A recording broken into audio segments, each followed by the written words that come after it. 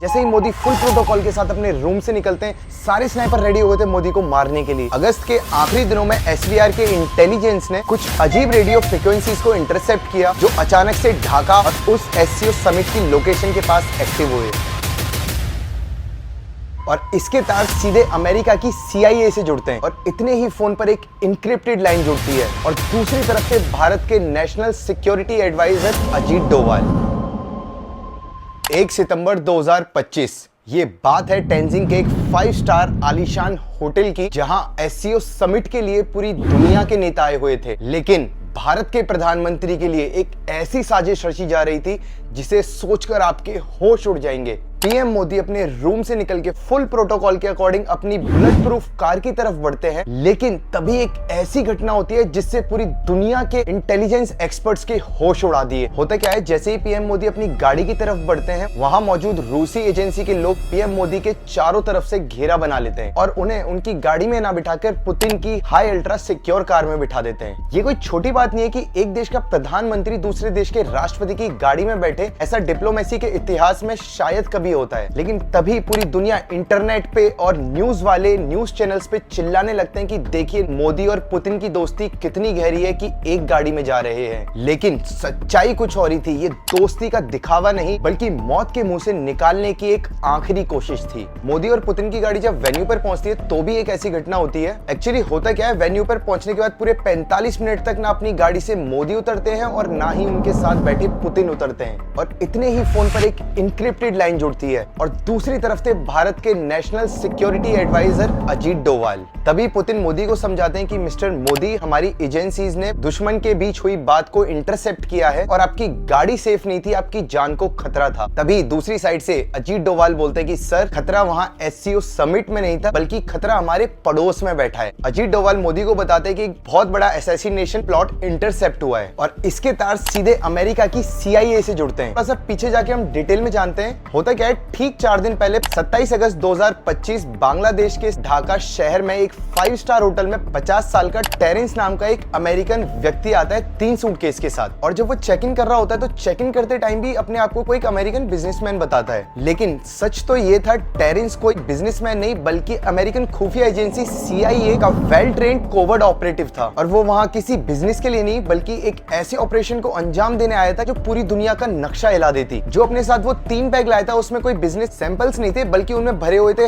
Hi tech electronics, encrypted communication devices, आम लोगों की भीड़ में आसानी से छुप जाने वाले कुछ वेपन्स और कुछ ब्लूप्रिंट्स। टेरेंस का काम था एक कमांड सेंटर स्टेब्लिश करना, क्योंकि वो वहां बैठ के एक ऐसी स्नाइपर टीम को कमांड देने वाला था जो एससीओ समिट के पास पहले से ही पोजीशन ले चुकी थी। उसका टारगेट सिंपल था, पीएम मोदी का असैसिनेशन, एक ऐसा अटैक जो टेररिस्ट ऑर्गेनाइजेशन का लगे। लेकिन हकीकत ये थी, अमेरिका के वॉशिंगटन में बैठे कुछ लोग मोदी से खुश नहीं थे जो इस कहानी को अंजाम दे रहे थे और उन्हें लगता था बांग्लादेश से अच्छी जगह नहीं हो सकती इस ऑपरेशन को अंजाम देने के लिए और किसी को अमेरिका पे शक भी नहीं होगा। लेकिन ये भूल गए थे, भारत के प्रधानमंत्री की सुरक्षा की बात हो तो भारत की खुफिया एजेंसी रॉ कभी सोती नहीं है और यहीं से इतनी गहरी साजिश का पर्दाफाश हुआ। होता क्या है, यहाँ एंट्री होती है दुनिया की 2 सबसे ताकतवर इंटेलिजेंस एजेंसीज के गठबंधन की, भारत की रॉ और रशिया की SVR। अगस्त के आखिरी दिनों में SVR के इंटेलिजेंस ने कुछ अजीब रेडियो फ्रीक्वेंसीज को इंटरसेप्ट किया। ये फ्रीक्वेंसीज कोई आम फ्रीक्वेंसीज नहीं थी बल्कि ये high level CIA encryption protocols थे जो अचानक से ढाका और उस एससीओ समिट की लोकेशन के पास एक्टिव हुए और तभी रूस ने ये जानकारी भारत के NSA अजीत डोभाल को दी और उसी दिन दिल्ली में रात के 2:45 पे मीटिंग होती है। मीटिंग 3 लोगों के बीच होती है, रॉ चीफ, IB डायरेक्टर और अजीत डोभाल। और तभी रॉ के टॉप ऑफिसर अजीत डोभाल को बोलते हैं कि सर, हमें कंफर्म है कि एक हाई टारगेट को एलिमिनेट करने की तैयारी हो चुकी है और वो टारगेट कोई और नहीं, हमारे प्रधानमंत्री नरेंद्र मोदी हैं। तभी Ajit Doval Russian counter part को कांटेक्ट करते हैं और इंस्ट्रक्शंस देते हैं कि मोदी को उनकी गाड़ी में ना बिठाकर पुतिन की हाई अल्ट्रा सिक्योर कार में बिठाया जाए और वेन्यू पर भी पहुंचने के बाद विदाउट इंस्ट्रक्शंस गाड़ी से बाहर नहीं आने दिया जाए। अब होता क्या है, जब मोदी और पुतिन गाड़ी में बैठे होते तभी भारत की इंटेलिजेंस रॉ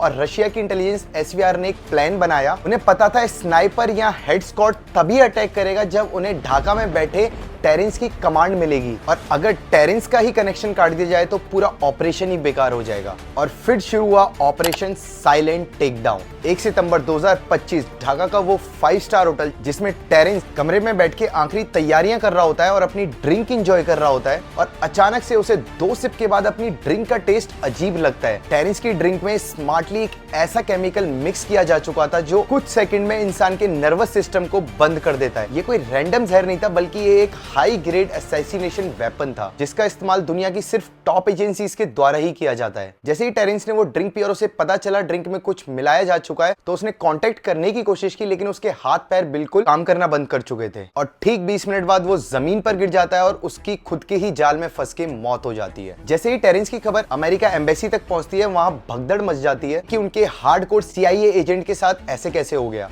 लेकिन कुछ मिनट बाद बांग्लादेश की पुलिस को पता चलते ही बांग्लादेश की पुलिस जब वहां पहुंचती है तो US एम्बेसी के लोग उनके ही शहर में उन्हें अंदर तक उस होटल में नहीं घुसने देते।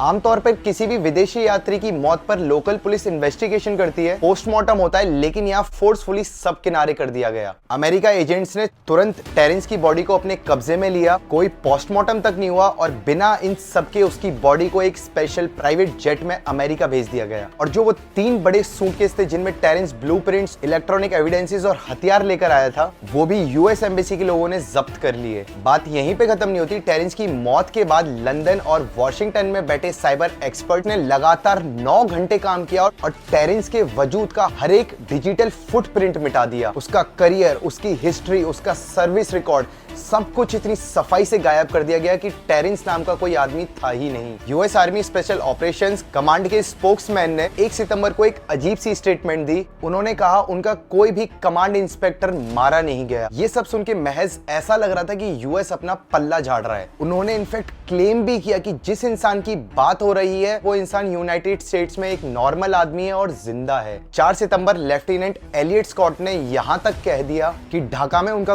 कोई भी ऑनगोइंग ऑपरेशन चल ही नहीं रहा था। और इसके बाद 2 सितंबर 2025 प्रधानमंत्री नरेंद्र मोदी सही सलामत भारत लौट आते हैं तो अगले दिन वो दिल्ली में एक बड़े सेमिकॉन समिट में आते हैं और जो प्रधानमंत्री अपने भाषणों की वजह से जाने जाते हैं उस दिन उनके चेहरे पर एक अजीब सी शिकायत थी। होता क्या है, मंच पर आते ही जब लोग उनके लिए तालियां बजा रहे थे तब मोदी ने एक ऐसी बात कही कि सबको हैरत में डाल दिया। उन्होंने कहा, मैं कल रात को ही जापान और चीन के दौरे से वापस लौट आया हूँ। मैं गया था, आप इसलिए तालियां बजा रहे हैं, या मैं वापस आ गया आप इसलिए तालियां बजा रहे हैं। सोचिए, एक प्रधानमंत्री अपने देश के लोगों को बता रहा है कि मैं वापस लौट आया हूं, क्या इसलिए तालियां बज रही हैं? इसके बाद पीएम मोदी की आने वाली आधे से ज्यादा इंटरनेशनल ट्रिप कैंसिल कर दी गई। यूनाइटेड नेशंस जनरल असेंबली का सेशन जिसमें पीएम मोदी को बोलना था उसे भी स्किप कर दिया गया। एशियन समिट जो कुआलालंपुर में होने वाला था उसे भी स्किप कर दिया गया। या फिर सिक्योरिटी थ्रेट इतना बड़ा है कि एजेंसियां कोई भी रिस्क लेने को तैयार नहीं है।